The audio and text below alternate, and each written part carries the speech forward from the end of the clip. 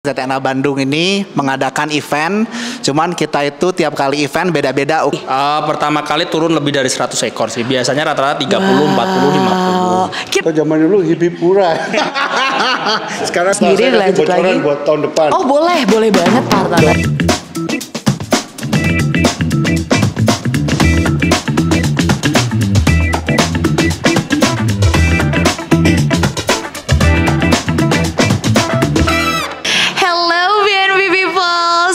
Sudah bersama banyak sekali tokoh-tokoh penting dari acara hari ini ya. Mulai di samping sini sudah ada, boleh diperkenalkan satu-satu Nama Kak? saya Agustinus, saya wakil ketua panitia untuk event Koi Show hari ini. Oke, dilanjut lagi ke sebelahnya mungkin. Kalau saya di sini adalah penghobi, ya mungkin sudah lama tidak asing lagi, Bang Ipung. Kalau untuk dunia perkoian mungkin udah kenal lah Bang Ipung. Betul, pasti ini juga PNB People udah pada kenal nih ya sama Bang Ipung. Dilanjut lagi sebelahnya mungkin. Perkenalkan, nama saya Dika Asdo, saya penghobi baru cuma sangat antusias sekali sih dengan Koi Show. Makanya ingin ngejar-ngejar most point terus lah di setiap show. Terutama sosok yang berkualitas kayak ZNA ya, yang jurinya orang-orang luar biasa, yang sangat independen. Luar biasa. Dan nama saya Hartono, saya Presiden ZNA Bandung Chapter, ya selaku organize pertandingan ini. Pak Agus, kira-kira gimana sih ngelihat dari event ini? Kan sebenarnya ramai banget nih yang ikut, banyak banget. Dan kebetulan nih FYI buat BNB People, kalau Bang Ipung dan juga Kak Diki sendiri tuh memang menjadi the most ini ya paling banyak ya, the most entry ya. Paling banyak mengikuti membawa ikan ya. Partisipan dengan ikan terbanyak hari ini beliau berdua ini gitu. Wow, kalau boleh tahu jumlahnya berapa? 132 Waduh, ekor. Banyak banget loh. Itu berarti loadingnya dari jam berapa kalau boleh tahu ya kemarin? Kemarin satu hari. Ya, luar biasa. Oke, nanti sebelum kita tanya-tanya lebih lanjut lagi, kita tanya dulu ke Pak Agus nih. Tadi gimana tuh kalau melihat event di Bandung ini udah keempat kalinya tahun ini ya? Ketiga kali tahun ini. Oh, ketiga kali tahun ini. Ketiga kali tahun ini ZNA Bandung ini mengadakan event. Cuman kita itu tiap kali event beda-beda ukuran Grand Championnya. Oh baik. Ya kalau nggak salah yang pertama tahun ini tuh Februari atau Maret ya, Pak Pres ya. Kita Februari atau Maret bukan? Maret itu di lokasinya di sini persis di Sentra Duta. Itu kita all size. Jadi sampai size yang jumbo-jumbo ikannya sampai yang over 85, yang ikan 1 meter itu bisa turun. Oh baik. Kalau ukuran paling kecilnya ada batasan juga atau? Biasanya kita paling kecil di 12 cm. Oh baik. Jadi 12 cm ke bawah itu size kategori size terkecil. Oke, tapi tidak ada batasan untuk yang paling besarnya ya. Ya betul. Wow, luar biasa sekali. Berarti ini udah yang ketiga ya? Yang ketiga untuk tahun ini, dan mungkin untuk tahun ini yang terakhir sih. Oh, untuk tahun ini. Tapi biasanya kalau dalam 1 tahun itu berapa kali sih? Kita sih targetnya tuh rutin sekarang minimum 2 sampai 3 kali. Oh, 2 sampai 3 kali. Minimum 2, maksimum mungkin 3 kali gitu. Oh, baik. Dan ini udah yang ketiga, berarti tahun ini terakhir. Tahun depan rencana di bulan apa itu, Pak Agus? Tahun depan di bulan apa, Pak Pres? Bulan 3 juga ya, 1 bulan setelah All Japan. Bulan Maret.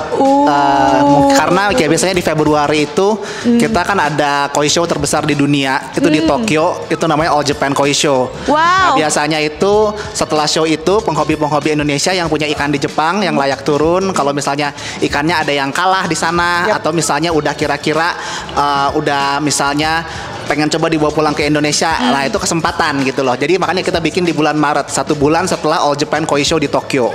Oh baik, biar bisa langsung lanjut juga ya. Baik. Tapi kalau boleh tahu nih, untuk yang ketiga kali di tahun ini itu animonya gimana sih? Ini saya juga sebenarnya cukup kaget, tapi happy karena ternyata entry-nya hari ini tuh pesertanya 1.500 ekor ikan. Wow. Jadi banyak sekali gitu.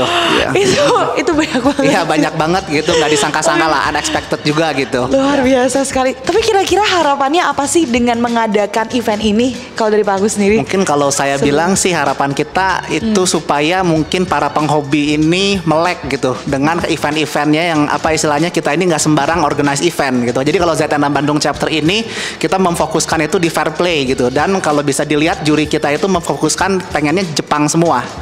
Oh, makanya langsung didatangkan ya. Betul, tapi kebetulan hari ini kan kita itu harusnya 3 orang Jepang semua, tapi yang satu ini berhalangan karena sakit. Jadi akhirnya digantikan, tapi digantikan juga kita nggak sembarang pilih, kita pilih yang juri yang memang qualified gitu.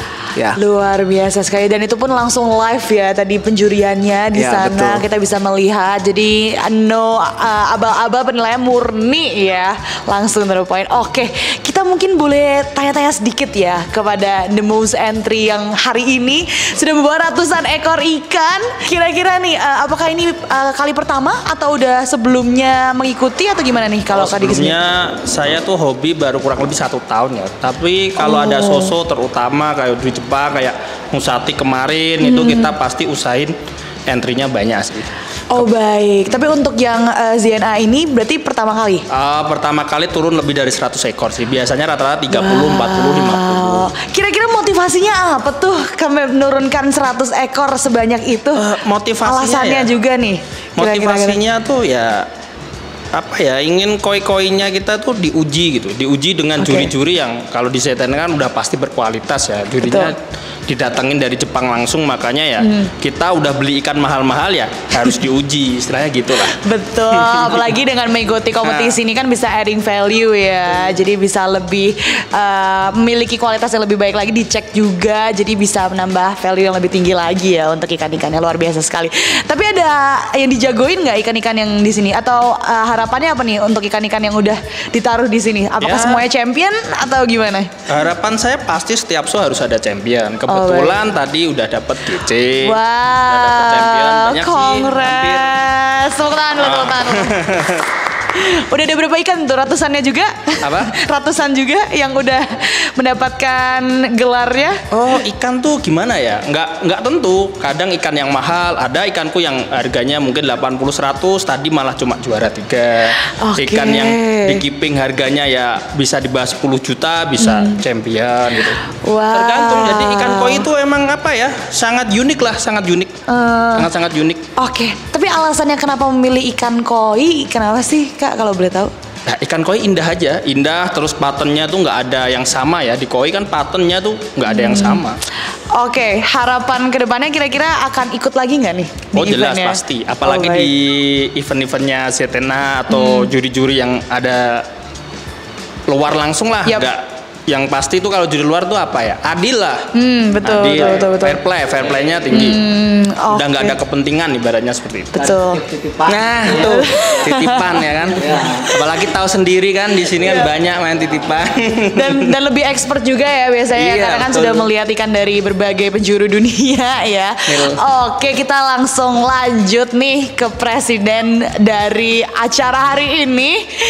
Pak Hartono, gimana kabarnya Pak Hartono sore hari ini? Baik, kabarnya selalu.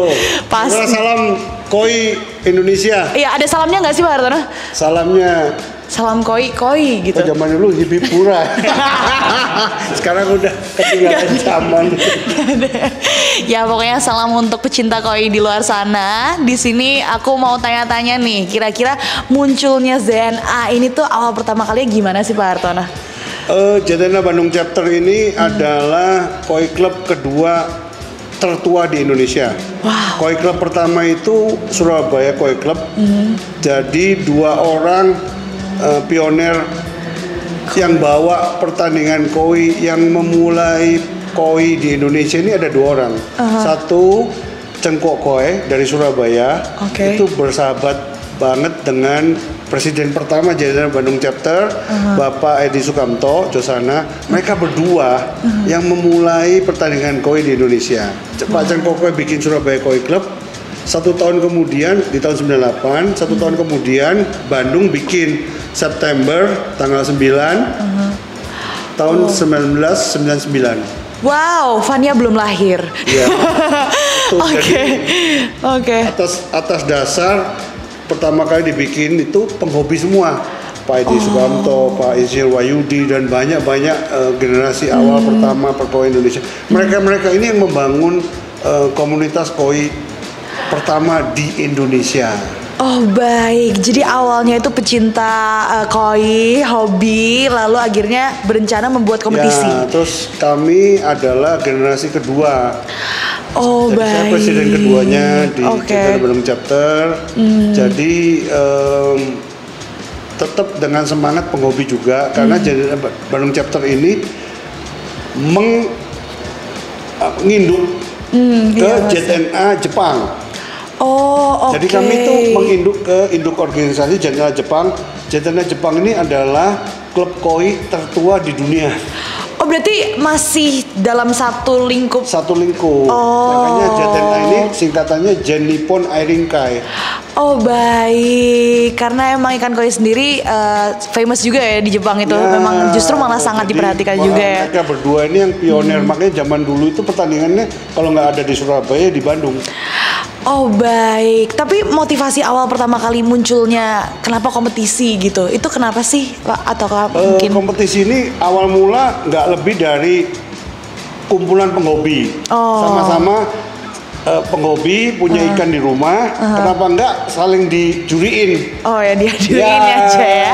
Kita panggil juri dari Jepang, kita bawa ikan dari rumah, kita juriin pertandingan. Awal mula sih dari sana, akhirnya animo berkembang. Kalau kita lihat hampir tiap rumah pasti pengen punya kolam koi.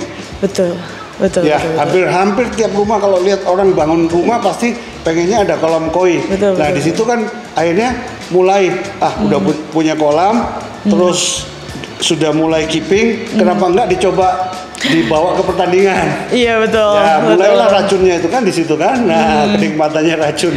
Ya terus akhirnya nggak bisa berhenti kan. Kolam dibongkar, bolak-balik. Betul. Sampai lebih mahal daripada harga rumahnya. Nah, itu dia. Tapi sama kayak pertanyaannya buat Bang Ipung juga dan yang lain, sama sih Pak Hartono. Kira-kira kenapa memilih ikan koi? Dari seluruh ikan yang ada mungkin gitu. Ada arwana mungkin ikan hias lainnya gitu. Kenapa ikan koi Pak Hartono? Kalau kita lihat ikan koi ini ada komunitas internasionalnya. Kalau kita lihat ada di Taiwan, di seluruh dunia hampir ada, termasuk di Australia sampai ke Amerika. Jadi benar-benar komunitasnya ini besar sekali. Itu terlihat waktu pertandingan kejuaraan dunia di Jepang itu beraneka ragam, segala macam yang belum ada mungkin dari Afrika ya. Betul benar-benar. Sudah ada ya. South Africa. Dahsyat banget ini. Jadi komunitasnya udah dunia gitu. Sedangkan kalau arwana ya memang itu yang terbaik dari Indonesia, termasuk juga ikan naga segala macam. Cuman mentoknya mungkin sampai ke Hong Kong, China gitu ya. Asia. Oke, berarti ikan koi itu benar-benar sampai worldwide ya. Luar biasa sekali. Tapi kalau melihat nih, event ini kan berarti sudah diadakan sebanyak 23 kali. 23 kali. Itu kira-kira gimana sih tanggapan dari Pak Hartono sendiri dan harapannya ke depannya kira-kira untuk event ini tuh bagaimana, Pak? Jadi kita melihat perkembangan juga. Jadi kita melihat perkembangan animo dari para peserta, melihat juga perkembangan dari secara nasional dan nasional yang kita lebih pantau ya. Dan ada perkembangan, kita lihat pertandingan-pertandingan di luar Jepang, di luar itu kita lihat terus kita jabarkan dalam bentuk presentasi dalam pertandingan. Artinya kita bisa bikin size begini, kita bisa ini, coba ini begini. Kita coba jual konsep yang berbeda. Ya makanya kita mohon maaf punya pendukung yang setia karena kita nggak monoton. Dari tahun ke tahun tuh nggak monoton, selalu ada yang dirubah, selalu ada ditambahkan di ini. Jadi ya supaya kita juga nggak ketinggalan zaman. Gitu. Kalau nggak kita sendiri akan ditinggal oleh pendukung kita. Kalau kita nggak bisa mengikuti apa yang dimau oleh para peserta. Nah kalau dulu saya lihat sampai hari ini juga kalau kita ngikutin JNA Jepang itu sangat kaku. Itu aja. Dia baku, koi itu harus begini. Nah, sedangkan peserta ini kan Pengennya Iya. sesuatu yang beda, iya. ada inovasi. Iya, bosen mah Indomie begini, cobalah bikin Indominya model Bangladesh. Betul, betul, betul. Indomie juga kan. Betul, betul. Jadi perlu twist yang di situ Iya, ya. Kita betul. coba untuk mengikuti. Jadi banyak kasarnya diskusi sama para peserta. Apa sih tahun ini yang pengen ada di pertandingan koi? Oh, yang ini belum ada. Oh, yang ini coba. Nah, kita mendengarkan. Iya, iya. Mendengarkan apa yang dimau oleh grassroots ini. Toh mereka ini akhirnya kan pendukung kita para peserta ini ya.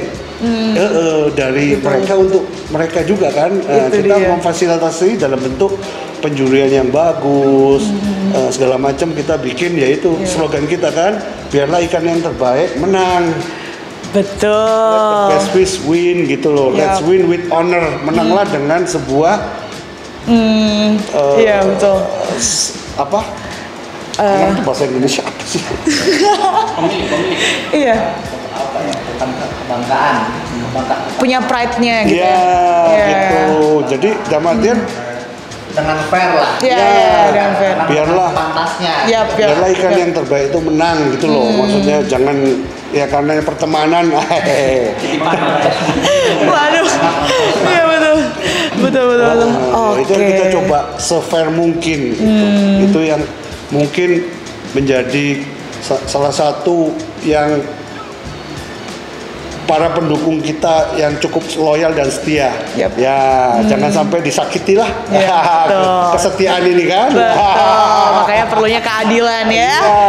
Oke, tapi kira-kira harapannya untuk tahun depan nih Pak Hartono, kira-kira seperti apa nih dari Wah, segi konsep kita acaranya? sudah keren. Pokoknya tahun depan lebih asik gitu. Luar More biasa. kompleks, more complicated. Wow, ini makin dinanti-nantikan ya oleh para pecinta koi Indonesia tentunya. Yakin ya. Yakin ya. Mie Bangladeshnya udah tambah apa lagi? Wow, luar biasa. Berarti 1 tahun bisa 10 kali diadakan ya? Kita 4 aja lah. 4 aja. Oke. Kue yang lain mana? Apa jatah kita ini? Tapi justru menarik ya Pak Hartono, karena saking konsistennya akhirnya juga pecinta ikan koi pun juga jadi excited juga untuk ikut acara ini gitu kan. Jadi kayak selalu ada dan jadi selalu prepare untuk tahun kedepannya bisa lebih baik lagi untuk bisa mengikuti ajang ini gitu kan, dengan diadakannya event ini gitu.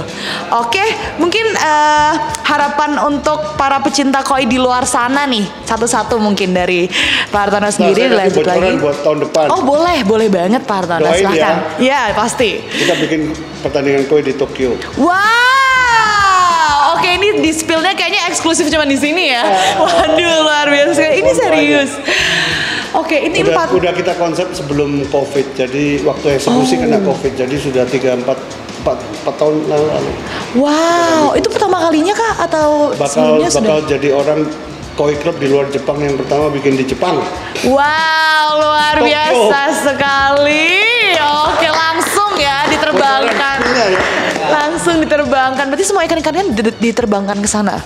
Enggak, di Jepang semua. Luar biasa sekali. Sangat dinantikan ya Pak, kalau perlu host bisa dipanggil. Kita kibarkan merah putih di Tokyo. Pastinya membanggakan nama Indonesia juga ya tentunya ya, dan juga bisa meningkatkan perekonomian Indonesia dengan lewat koi tentunya pastinya ya. Kita boleh berbangga lah, merah putih kita kibarkan di Tokyo. Luar biasa. Bukan di Tokyonya, ibu kota Jepangnya. Iya itu dia, luar biasa sekali. Oke, lanjut lagi nih Pak Hartono, di harapan nih untuk para pecinta koi di luar sana. Mungkin ada kesan-pesan untuk para pecinta koi yang baru memulai nih, misalnya memulai hobinya harus seperti apa, dan mungkin kan apalagi udah lama juga mungkin memelihara koi. Kira-kira apa sih yang bisa didapatkan dari memelihara koi? Pasti kan ada adding value-nya yang lain gitu. Kalau dikatain lama belum sih, baru 1 tahun kurang saya hobi koi. Cukup lama itu. Cuma harapan kedepannya itu ya untuk pemain show, terutama pemain show ya, karena saya hobi show kan. Untuk pemain show ya berusahalah show dengan ikan kita sendiri gitu loh. Dengan ikan kita sendiri, di garis bawahin ya, jangan ikan sendiri. Saya banyak tuh ren-ren club ya kan, sewa-sewa klub itu ada. Betul, baik. Itu tolonglah dikurang-kurangin gitu aja sih harapannya. Kalau bisa lagi lebih hebat lagi ya keeping sendiri, showin sendiri atas nama owner itu lebih keren sih. Cuma berat sih kalau itu. Oke, baik. Itu aja sih harapannya. Mungkin Bang Ipong? Kalau untuk harapan saya sendiri, mungkin ke depan Koi ini makin tambah maju, makin sukses, dan untuk ke depan juga penilaian-penilaian itu semakin objektif, tidak ada kepentingan satupun. Jadikan ikan yang terbaik itu yang terbaik. Jangan kebalik-balik terbaik jadi yang tidak terbaik. Itu aja. Pokoknya intinya ke depan mudah-mudahan koi perkoian di Indonesia semakin maju dan jaya. Amin. Amin. Bagus mungkin. Mungkin kalau dari saya mungkin salah satu pesan gitu ya, terutama kita lagi di dalam situasi koi show gitu ya. Mungkin kalah di koi show itu bukanlah segalanya. Apalagi untuk penghobi yang demen show gitu ya, kayak Bang Diki ini gitu. Dan tetap sayangilah koi-koi Anda gitu lah, walaupun kalah tetap dirawat. Siapa tahu mungkin kalah di sini nanti 2 bulan kemudian, 3 bulan kemudian koinya kan kalau kita rawat dengan sepenuh hati, dengan pakan yang berkualitas, dengan di kolam yang bagus gitu kan, akan tambah bagus gitu kan. Dan siapa tahu koi yang mengalahkan koi kita hari ini itu 2-3 bulan kemudian kita nggak tahu kondisinya, karena kan dia makhluk hidup gitu. Jadi sangat dinamis lah hobi ini gitu. Itu aja. Terima kasih banyak sebelumnya. Tepuk tangan dulu untuk kita semua.